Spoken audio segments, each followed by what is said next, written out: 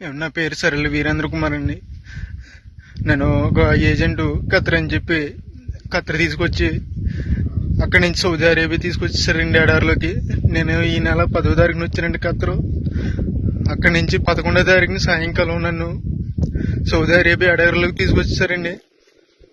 అక్కడ ఆ బాబా నన్ను 4 రోజులు ఉంచుకుని ఆ సౌదీ అరేబియాలో ఇంకా చాలా దూరంలో తీసుకొచ్చి పడేయారండి ఎడారిలోని. నాకు 11వ తారీఖు నుంచి ఇప్పుడు వరకు నాకు ఆరోగ్యం ఏం బాగోలేదండి. రక్తంతో వాంతులు అయిపోతున్నాయి, ముక్కులంటే రక్తం వచ్చేస్తుందండి. ఇప్పుడు వరకు బాత్రూమ్కి వెళ్ళలేదండి, నేను బాత్రూమ్ రావట్లేదండి. చాలా ఇబ్బందులు ఎదుర్కొంటానండి. ఎవరైనా పెద్ద మనిషితో నాకు సాయం చేయండి. నన్ను ఈ నరకం నుంచి నన్ను కొంచెం బయటపడండి. నన్ను ఇక్కడ తీసుకొచ్చిన ఏజెంట్కి నేను వీసాకి 1,70,000 ఇచ్చానండి. 1,70,000 అప్పు చేసి ఇచ్చామండి, నేను మా కుటుంబ సభ్యులందరూ.